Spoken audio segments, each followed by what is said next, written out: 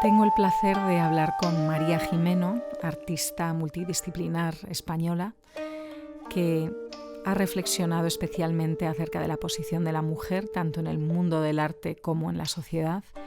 Es especialmente conocida, y os animo a que la descubráis en su página, es especialmente conocida su pieza última que ha presentado en el Museo del Prado en 2019 y que se llama Queridas Viejas, y que reflexiona acerca de todas las mujeres excluidas del manual de arte de Gombrich. Me ha gustado mucho hablar con ella acerca del bordado, acerca de distintas piezas que tiene, que por ejemplo una de ellas es performativa. Ella está subida en zancos, vestida con un traje masculino y balanceando en su cabeza una torre de platos. Es muy impresionante de ver. Y luego también, y que por supuesto los platos acaban rotos en el suelo, también muy, muy bonita su reflexión acerca del burka occidental, visto por mujeres árabes, a las que nosotros miramos como carentes de libertad, y que ellas nos ven aprisionadas por la talla 38 y la eterna juventud. Así que sin más, espero que os interese descubrir la mirada de María. Bueno, María, encantada de hablar contigo en este todavía encierro. Ya parecía que finalizaba, pero todavía no. Y a mí me encuentra en Orense. ¿Y tú dónde estás? Pues yo estoy en la provincia de Ávila, en un pueblecito que se llama Candeleda. O sea que has podido, y has podido pasear entonces en Sí, este encierro, no soy encierro he entonces. tenido bastante Bueno, suerte, la verdad, bueno, dentro de lo que cabe. sí. La verdad que yo también lo siento aquí en Galicia, en las partes bonitas de vivir en el campo. Sí. Pues María, me ha encantado ver tu obra. Ya en un preámbulo les he contado a todos un poco quién eres y lo que has hecho. Y a mí lo que me gustaría mucho es, quizás con el repaso de tu obra, em, tener más comprensión de cómo es tu mirada y sobre todo cómo has llegado a ella, porque la finalidad de estos podcasts es entendiendo lo compleja que es la vida y lo complejo que es ir encontrándote, eh, entender un poquito mejor tu viaje de encontrar esta voz que tienes ahora mismo y que sirva de inspiración para otras personas. Entonces, remontándonos en tu biografía, ¿tú siempre has tenido la percepción de que ibas a ser artista o surgió en algún momento específico que puedas recordar? Pues yo, bueno, primero, hola y muchísimas gracias por querer contar conmigo. Y sí, la verdad que yo siempre quise ser artista. No sé si artista con esa palabra, pero al menos quería ser pintora. Desde niña siempre dibujé mucho, era uno de los pasatiempos a los que dedicábamos más tiempo, mi hermano mayor y yo. Y bueno, pues desde muy pronto empezamos haciendo exposiciones en casa y procurábamos venderle nuestros dibujos a la familia y bueno, pues hice mi primera exposición como con 11 años o así, o más pequeña, con un dibujo que me seleccionaron y que expuse en un hotel en Madrid. Y bueno, pues desde entonces sí, yo creo que siempre he querido ser artista. Y sin embargo, en el momento de querer estudiar, tuviste un poco de confusión a la hora de elegir carrera. ¿Cómo fue para ti ese decantarte o no? Pues a Tener un ver, poco el coraje, sí. yo tenía, siempre a mí me explicaban que lo que tenía que hacer era derecho. Yo les decía en mi casa, es que tengo clarísimo lo que no quiero hacer. Yo creo que me daba como un poco de pudor hacer bellas artes porque me explicaban pues que mi única salida iba a ser profesora y que ser artista era imposible. Entonces hice publicidad, una carrera de estas, una diplomatura de 3 años, en la que me matriculé, pues pensando que igual era una salida como creativa, ¿no? Y con un fin así profesional más claro. Pero la verdad es que me di cuenta inmediatamente de que me había equivocado y que lo que yo quería hacer era Bellas Artes y bueno, pues ahí conseguí entrar después de varios años porque me tocó un ingreso un poco complicado, hubo una serie de huelgas y bueno, pues se complicó la entrada en Bellas Artes, pero bueno, lo conseguí y acabé las dos carreras al final. No, eso no, yo no lo sabía. No sabía Sí, que sí, habías terminado las 2, fíjate. sí. ¿Y, y en qué momento, dentro de que luego ya te dedicas profesionalmente a ello, en qué momento sientes tú que empiezas a encontrar tu voz o al menos la voz que tienes ahora o cómo han sido las voces a lo largo del tiempo para ti? Pues mira, yo veo mi carrera como dividida como dividida en 2 partes. Una parte como más introspectiva, en la que yo necesité hacer una mirar hacia adentro, para, como llegar a entenderme, ¿no? Y a estar conforme conmigo misma y a aceptarme. Entonces, una vez que pude solucionar esa fase, que duró bastante tiempo, yo creo que desde que empecé la carrera y hasta 2008, 2009, y justo en 2009, o sea, que fue como bastante providencial porque yo completé una pieza que se llama Mar Interior, que de alguna manera como que cierra todo ese ciclo. Y en ese momento escogió Yanis Kunelis para participar en un taller con él y a partir de ese taller y en el tener como que enfrentarnos a tomar una posición en la vida, fue cuando me permití a mí misma como mirar hacia afuera, ¿no? O ya estaba lista para mirar hacia afuera. Y en ese mirar hacia afuera, pues me encontré con mi feminismo y lo abracé con mucho cariño y mucho amor y me ha aportado muchísimas cosas nuevas y una mirada muy inesperada, ¿no? O que yo no me esperaba, al menos en mi trabajo. Y María, normalmente la conciencia del feminismo, más allá de que lo escuchemos, pero la que una tiene con respecto a la realidad viene por algún choque de trenes con la realidad. Es decir, que tú creías que la cosa iba a ser de una forma, luego es de otra, y cuando empiezas un poco a atar cabos te das cuenta de que existe un poco esta energía que todavía está activa, ¿no? De diferencia. Para ti, ¿cómo ha sido el despertar al feminismo? Pues ha sido, yo creo que siempre ha estado ahí y que a partir de esa, de cuando te enfrentas a decir, a ver, yo qué posición tengo, o sea, yo dónde estoy, quién soy y qué es lo que defiendo, ¿no? Ahí te das cuenta, pues, de que tú siempre, o de que yo me di cuenta de que siempre estaba, pues, que defendía causas que a mí me pareciesen justas, ¿no? Porque la injusticia es algo que me molesta. Entonces, el feminismo, yo creo que, entre otras cosas, está planteando o te enfrenta ante realidades de injusticias que sufren las mujeres. Y bueno, pues yo creo que no hay que no tengo como algo que haya dinamizado ese feminismo o ese camino, que no hay una razón exacta, sino que son muchas pequeñas razones en el que encuentras que la subordinación de la mujer no tiene ningún sentido hacia el hombre y, y que, bueno, pues que inevitablemente te posicionan. Y a partir de ahí, pues depende de lo inquieto que sea, de lo inquieta que sea cada una, pues yo me puse a leer mucho y a informarme y a leer sobre todo sobre ensayos de arte escritos por mujeres que inevitablemente pues hablan de feminismo, unos de una manera más directa y otros quizá de una manera más tangencial. Pero bueno, pues a partir de esas lecturas ¿Qué vas lectura, abriendo los María? ojos. María, ¿Perdón? qué lectura te marcó Pues a mí me particularmente? marcó particularmente la lectura de por la técnica que estaba empezando a utilizar nueva, que a partir de 2009 empecé a utilizar, que es el bordado.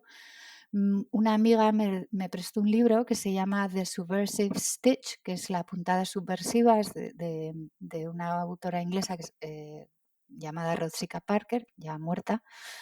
Y ese libro que habla de la construcción de la feminidad y lo va vinculando a la historia del bordado y cómo la mujer se va feminizando, ¿no? O feminizando en el sentido de cómo la feminización de la mujer a su vez la doméstica, ¿no? La mete en el ámbito doméstico y la deja ahí encerrada. Y ese libro, que es fabuloso, me llevó a otro de esa misma autora y que lo escribe junto a Griselda Pollock, que es una gran historiadora del arte británica, Y ambas escriben un libro que se llama Old Mistresses, que traducido al español en una traducción literal sería Queridas Viejas. Y ese libro es el que realmente me dio como una especie de bofetón y, y bueno, pues de repente me di cuenta de que no me había percatado, queriendo ser artista, de que no había ninguna mujer dentro de la historia del arte. Y yo creo que fue esa visión de repente de mí misma, de darme cuenta de que había sido tan naif y de que había querido ser artista sin tener un solo referente femenino.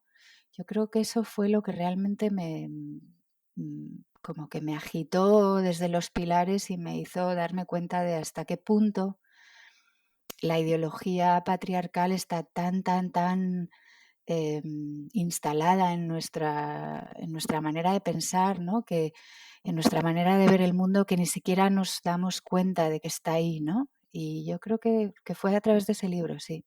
Old Mistresses se titula. Y los leeré. Me llama mucho la atención el primero porque, claro, yo habiendo crecido en el textil, pues todo lo que es bordado y todo lo que es tejido tiene algo muy especial para mí. De Claro. hecho, en una época yo estudié interpretación, esto no te lo había contado, pero y hacíamos una serie de ejercicios Ujú. y mi profesor me dijo: Adriana, deberías de siempre prestar mucha atención al vestuario de tu personaje o a las telas o lo que sea. Y yo, así, ¿por qué? Entonces me dijo, porque noto que conectas mucho con el tacto, es decir, estás siempre como tocando las cosas, ¿no? Es como que te enraiza mucho y yo creo que, claro, tiene que ver con la familia en la que he crecido, o sea que me interesa mucho toda la parte de obra tuya que tiene que ver con el bordado y cómo ha llegado, o sea, cuál fue la primera pieza que hiciste, cómo te sientes al realizarla, cómo conectas con esa forma y qué es lo que quieres contar con ese arte que estás eligiendo hacer para transmitir tus ideas. Pues mira, la primera pieza, o sea, yo fui metiendo tela y hilo en algunas de las esculturas que hice hace mucho tiempo, como en los 2000, pero fue realmente en 2009 cuando cuando recuperé el Petit Pois, que solo había hecho uno y que ni siquiera lo terminé, que me lo regalaron, lo compré en Francia, recuerdo en San Juan de Luz, en una mercería maravillosa que había cuando tenía como 10 años. Y entonces ahí aprendí la técnica del Petit Pois a esa edad. Pero luego en 2009 lo recuperé y me di cuenta que me interesaba mucho por eso que has dicho tú, por esa parte táctil, porque sí que es verdad que la tela tiene algo que no tiene la pintura y que es esa calidez, ¿no? Entonces, mm, aparte de la calidez, todas las connotaciones de género, ¿no? Que implica la actividad de bordar, que implican los textiles, ¿no? Toda esa historia vinculada a la mujer y vinculada a la feminización de la mujer y a la domesticación de la mujer. Entonces, a través del bordado me parece que puedes como llegar a dar unos mensajes muy claros, muy concretos, muy directos, que me interesan mucho. Y bueno, pues la primera pieza que hice con esta técnica fue un Saturno devorando a sus hijos, que era bastante gracioso porque, bueno, es una réplica de la obra de Goya, bastante precisa, como tamaño postal, pero lo bordé durante los meses de verano en 2009. Mi hija tenía entonces como 4 años y me acuerdo que estaba en la playa bordando y se nos acercó una señora y le dijo, ¡ay, guapa, qué está bordando tu mamá! Y ¿qué borda? ¿Flores? Y le dijo, no, a Saturno devorando a sus hijos. que fue, que Y fue cuéntame, ¿en qué playa, o sea, en qué zona Pues de España era para entender eso fue en cómo se le quedó la Mallorca. cara? Eso fue en Mallorca, la señora, claro, imagínate la cara que puso. Fue bastante gracioso, porque además, claro, para mis hijos, pues como yo tardo mucho con mis piezas, pues conviven con ellas o han convivido con ellas de una manera, pues, muy natural, ¿no? sin sorprenderse de si era Saturno o eran unas flores, les daba exactamente igual, les parecía pues que era lo que hacía su madre.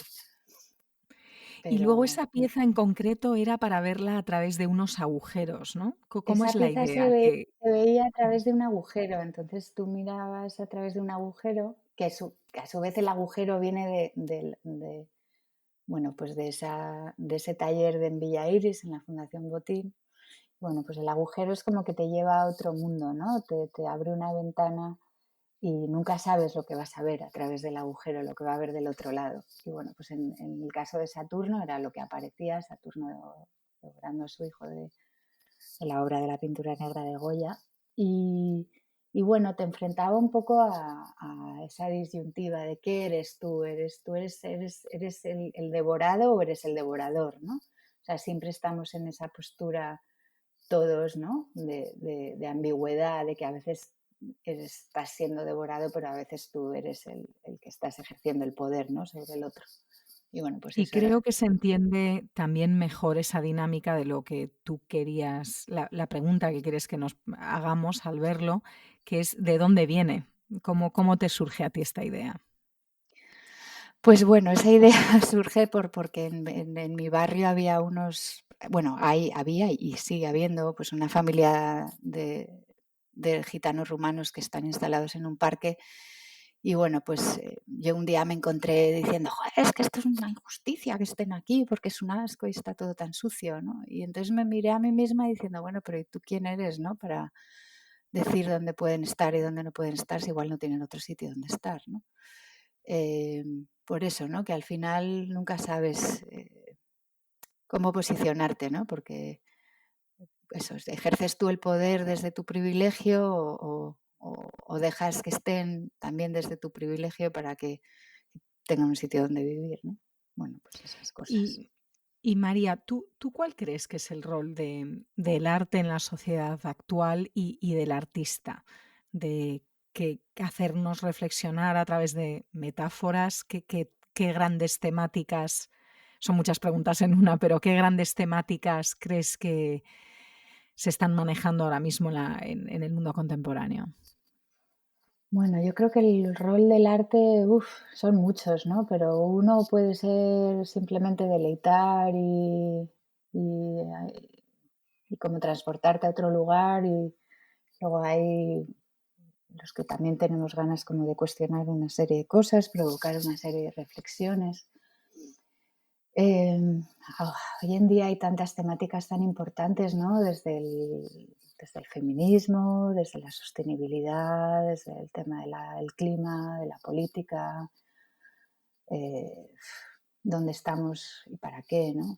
No sé, el arte, yo no sé si puede cambiar o no el mundo, pero desde luego puede abrir nuevas vías de reflexión y puede mostrar ciertas cosas, ¿no? Que pasan desapercibidas y que a veces está muy bien como enfrentarte a ellas, ¿no? Que te las pongan delante.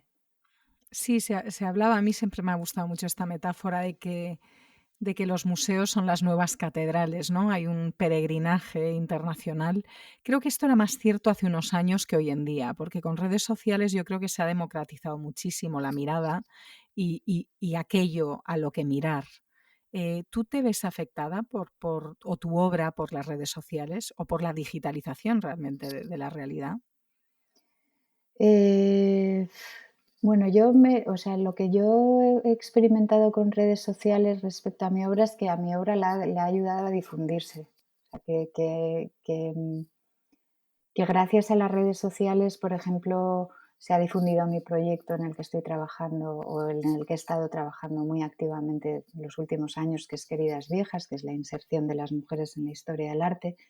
Y las redes sociales lo han difundido porque existía una demanda social de que esta realidad se cuestionase y se plantease, y que igual que me lo he cuestionado yo y que igual que yo estoy intentando hacer todo lo posible para que las mujeres formen parte no solo de la historia del arte, sino del arte en general, yo creo que es que el hecho de que se haya difundido era porque existía una demanda social, ¿sabes? Existía una voluntad de la gente o una necesidad de saberlo, de ponerle nombre, de crear un nuevo imaginario a través de las imágenes de artistas que desconocíamos. En ese sentido, es como a mí más me han afectado las redes sociales. Yo no he llegado todavía a crear una pieza o unas piezas que se dentro de lo Bueno, que es hay el una mundo pieza tuya, digital. Dime hay cuál. una pieza tuya que se siente un poco digital, que es la de los mapas de diurnos, esos bordados, Sí, pero tiene una de formalización en el de fondo tus objetual, rutinas, ¿no? ¿sabes? Sí. Sí, sí, sí, sí. Bueno, ahí utilicé la tecnología, desde luego, que era como una especie de mapa de las rutinas, ¿no? Diarias a través de muchos días, una recopilación de todas mis rutinas de la cual me serví de un teléfono inteligente, de estos que tienen una aplicación que va trazando tus caminos, ¿no? Mm. ¿Y en qué momento empiezas con, una nueva faceta? Que te he oído una palabra que me ha gustado mucho, que es la palabra, chamán. Y entonces, hablabas de que en el momento en que empezaste a hacer performance, sentiste un poco eso, ¿no? En tu cuerpo, el transformar un poco la realidad. ¿Cuál fue tu primera experiencia de performance? Pues yo creo que la primera vez que hice una performance, que fue cuando destejí una pieza muy grande, una pieza que llamo yo tejido continuo, em, antes de destejerla, ya el hecho de tejerla creaba una especie de como de rutina o de trance repetitivo, ¿no? En el que mm, yo estaba dando vueltas y vueltas alrededor de esa pieza porque era muy grande y al irla construyendo pues iba como girando alrededor de ella, ¿no? Que fue un movimiento que se volvió a crear pero en dirección contraria cuando la destejí. Y, y sí que hubo una pieza en concreto, la primera performance que hice en público, aunque fue para un público muy reducido, pero que fue cuando me subí por primera vez a los zancos y bueno, pues me creé una especie de tocado con plumas de ave, que bueno, que era un ave de lo menos sofisticada porque era una paloma, pero plumas que encontraba por la calle. Y bueno, pues sí que de alguna manera ahí se creó como un, no sé, sí, como algo un poco especial que podría estar vinculado a lo chamánico de alguna manera. Mm.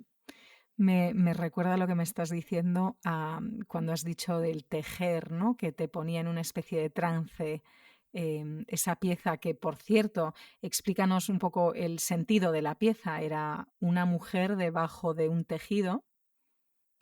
Ah, bueno, ese fue el último destejido que hice. Ahí yo estaba en ese momento fascinada por la lectura de Fátima Mernissi, la pensadora marroquí feminista, y en su libro ella hablaba del burka de la talla 36, ¿no? Entonces me llamó mucho la atención porque yo en ese momento había viajado a Yemen y allí había conocido, bueno, pues lo que era la realidad social de las mujeres, que eran maravillosas, pero que cuando las ves de puertas para afuera, pues están todas metidas dentro no de un burka, porque ahí no usan burka, pero de un niqab, ¿no?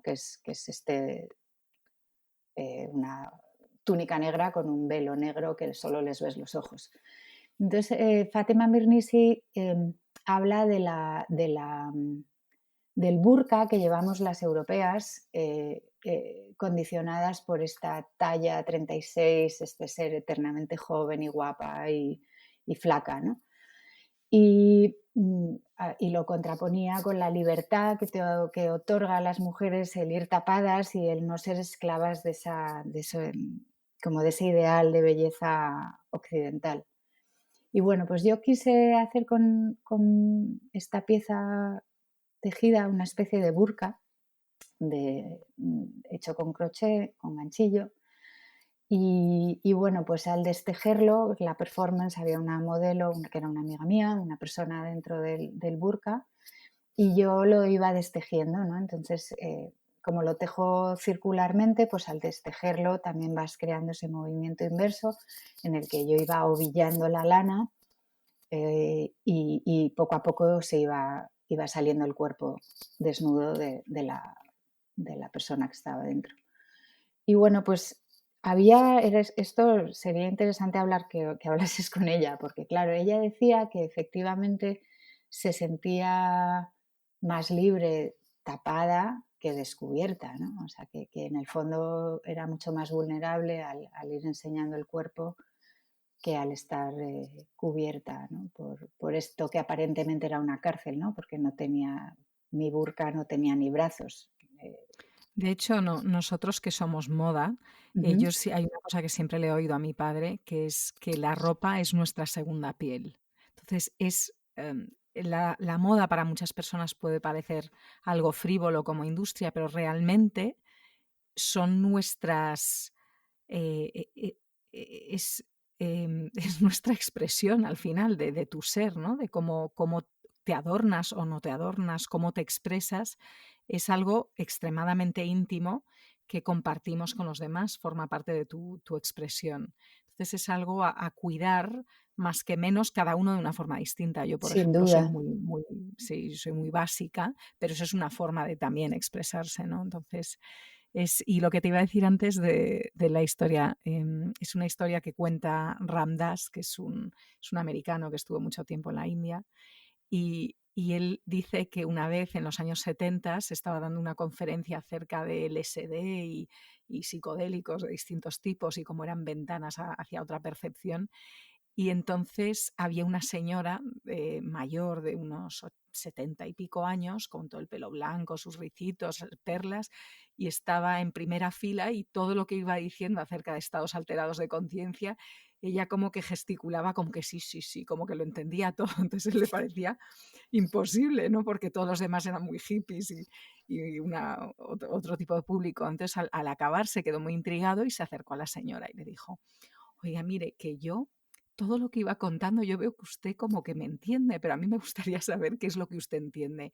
Y ella dijo, pues yo es que todos los estados de los que tú estás hablando los he entendido perfectamente, es lo que siento todas las tardes al tricotar, al bordar, al hacer ganchillo, ¿no? Entonces es como muy interesante pensar que algo tan, no sé, que hemos tenido con nuestras abuelas, tan doméstico, pudiera estar metiendo a quien lo hace en otro estado, ¿no? De conciencia. Totalmente. Yo creo que en parte gracias a esa pieza pude llegar a la pieza que comentaba antes, Mar Interior, y pude como ya terminar ese ciclo introspectivo y mirar hacia afuera, sin duda. Y ahora en este momento de confinamiento lo que estoy haciendo de pieza física es bordar.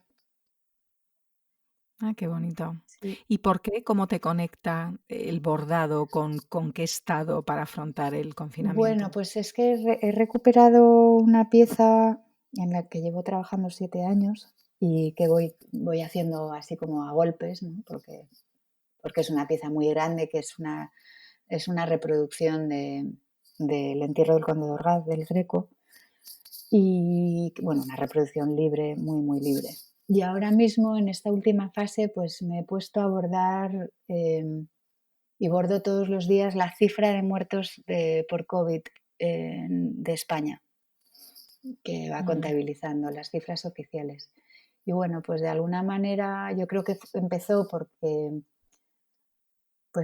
bueno, pues era impactante, ¿no? Muy impactante, eh, sobre todo al principio del confinamiento. Ahora parece como que hasta nos hemos acostumbrado y, y se nos olvida, ¿no? Pero yo no quería olvidar lo importante que es, ¿no?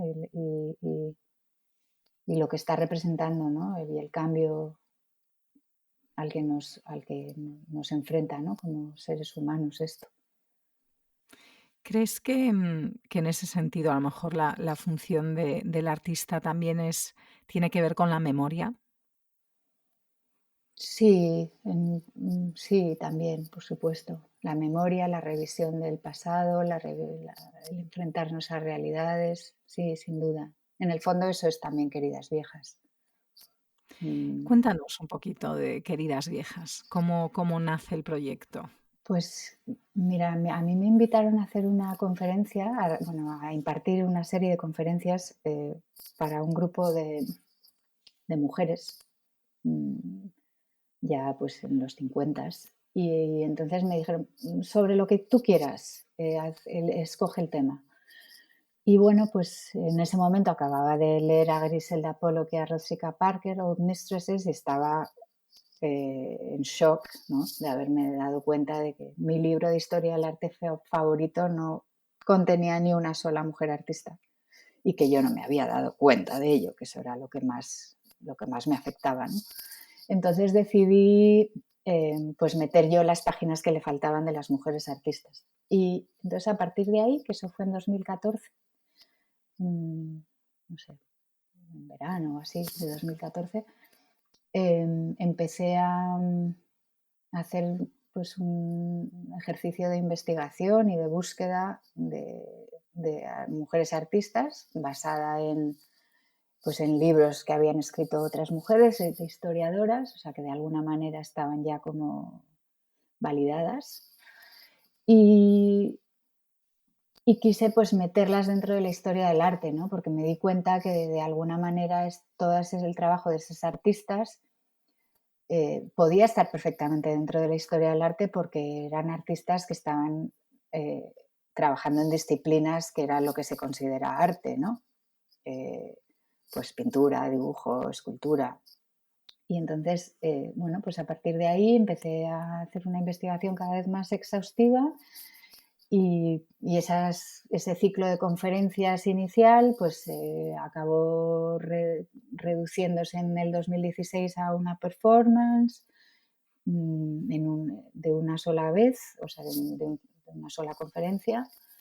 Y poco a poco lo he ido depurando y bueno, pues ya he realizado 20 performances de Queridas Viejas en las que, bueno, y en ella lo que hago es que siempre desde el primer día, con la ayuda de un cuchillo de cocina, hago hueco a las páginas que le faltan al libro y la inserto dentro del libro. Entonces, Y María, ¿por qué crees que, que incluso en el a día de hoy, hay menos mujeres artistas que luego tienen carrera profesional, cuando realmente en la Escuela de Bellas Artes es completamente inverso? Es una escuela que es mucho más femenina cuando se gradúan, pero que luego eso no se transforma en carreras.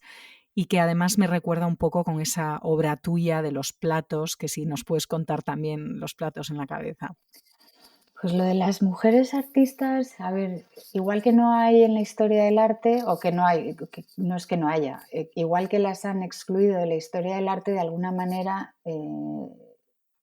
a las mujeres se las excluye. O sea, hay un techo de cristal eh, en muchos sectores, en muchos ámbitos, y el mundo del arte no escapa a ello, ¿no? Eh, o sea, el valor de las obras, que es algo tan importante, ¿no? El valor económico, que es el mercado, ¿no? El que dicta quién está y quién no está, pues las obras de mujeres, por regla general, valen menos que las de los hombres. Luego al mercado también le interesa menos, ¿no? Que haya mujeres porque son menos, aportan menos beneficio. Y realmente estamos, que en este caso me encanta estar hablando contigo porque tú estás dirigiendo una empresa y eres mujer y parece como que has conseguido romper ese techo de cristal, ¿no? Pero, pero realmente pues nos movemos en un mundo que está dominado por hombres. Hay muy pocas mujeres que son líderes pues eso, líderes políticos o directoras de empresas o artistas eh, de éxito, ¿no? Es mucho mayor el número de hombres. Entonces, esa pieza de los zancos, pues un poco lo que viene a representar es como una metáfora de cómo una artista, una mujer está como metiéndose en un mundo de hombres y los platos representan quizá pues todo ese vínculo, ¿no? A lo doméstico. Eh, Por que recordar, es una mujer que, bueno, que eres tú, porque es ujú, performance, vestida con un traje masculino en la parte de arriba, subida a unos zancos de madera y balanceando en tu cabeza, una pila muy alta de platos. exacto. Y Y bueno, caminando, pues con todo claro, esto haciendo como avanzando. una claro, como intentando que no se caigan, que por supuesto se caen, ¿no? Que es porque la pila de platos es muy alta y entonces pues enseguida te mueves y el reto es moverte, ¿no? Porque claro, si te quedas quieta, pues puede que no se caigan, pero la vida es movimiento, o sea, no puedes, A mí sí, a mí me no impactó estás especialmente el quieta. vestuario, aparte de que es de donde venimos nosotros, sí. Es como que le Claro, daba pero es el hecho de que que estuvieras vestida con una corbata.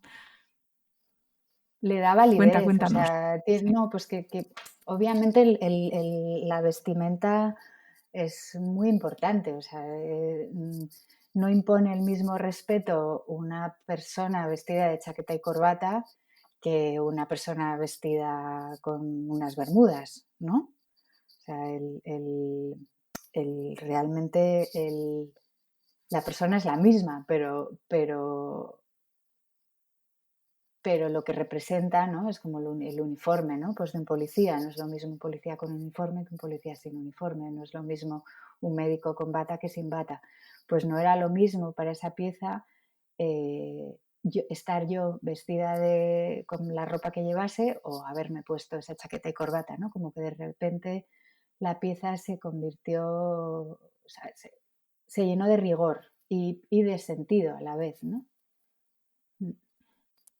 ¿Y cómo ha sido para ti? Porque además tú tienes niños, entonces, ¿cómo ha sido para ti la vivencia de mantener un espacio propio de creación y a la vez hacer frente a lo que la maternidad conlleva? Me encantó antes cuando dijiste la palabra disolución. ¿Cómo ha sido para ti el equilibrio? Pues yo la verdad es que, eh, bueno, creo que tengo muy claro a ver, voy a volver a empezar. Primero tuve la típica crisis de prioridades cuando tuve a mi hijo mayor. Em, Porque yo que siempre estaba en la parte super, era la primera prioridad, de repente pues ese bebé como que me lo trastocó todo y era más importante el bebé que, por supuesto, coger el teléfono o que ese día sí no me había dado tiempo a vestirme, pero seguía en bata, pero el bebé, pues había que hacer lo que había que hacer, ¿no? Darle de comer, tal y cual. Y eso para mí fue un shock brutal porque entender que yo no era lo más importante para mí fue, no sé, me trastocó mucho. Eh, Luego lo que pasa es que ya aprendes a ser madre y te das cuenta de que todo en su justa medida, ¿no? Y yo pues creo que he vuelto a estar otra vez en la parte de arriba de la pirámide, o sea que otra vez yo soy más importante que, que todo lo demás, lo cual no quiere decir que no ame muchísimo a mis hijos y que si les pasa algo pues obviamente voy a estar ahí.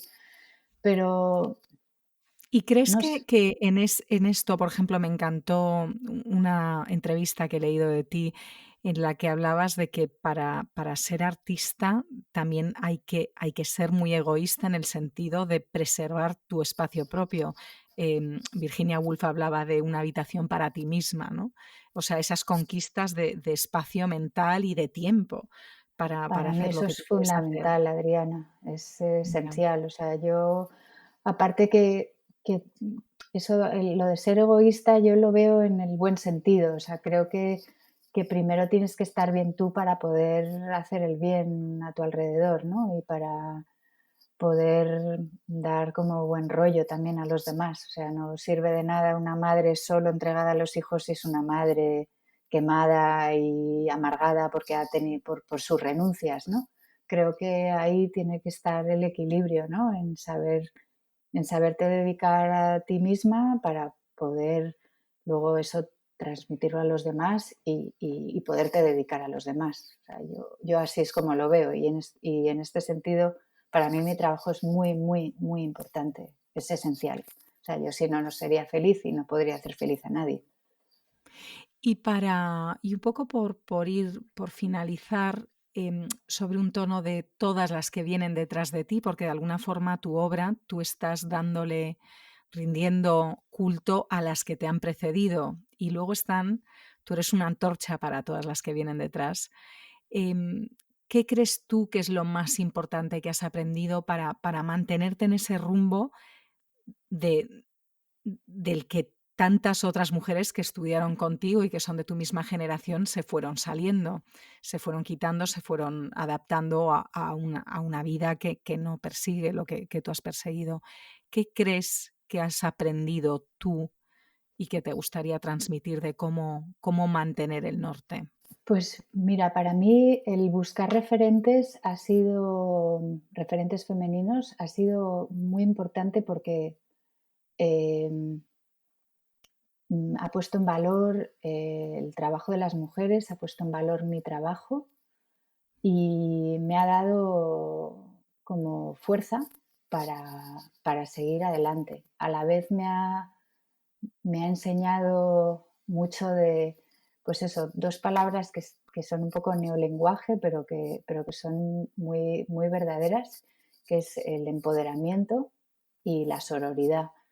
Y yo creo que las mujeres estemos ahí nos da fuerza a todas, nos empodera, y que las mujeres estemos ahí y estemos juntas, nos hace más fuertes, y que realmente el apoyo mutuo, la sororidad es algo muy, muy importante, que nos habíamos creído que no era real y que no era verdad y que las mujeres no nos queríamos entre nosotras y que solo nos poníamos la zancadilla, pero yo cada vez me doy más cuenta de que eso es como una entelequia que nos han contado y que nos hemos creído, pero que no es verdad y que hay que hacer todo lo posible porque nos demos apoyo mutuo y nos ayudemos, y que es realmente como que la unión hace la fuerza, ¿no? Para que figuremos y estemos y rompamos esos techos de cristal y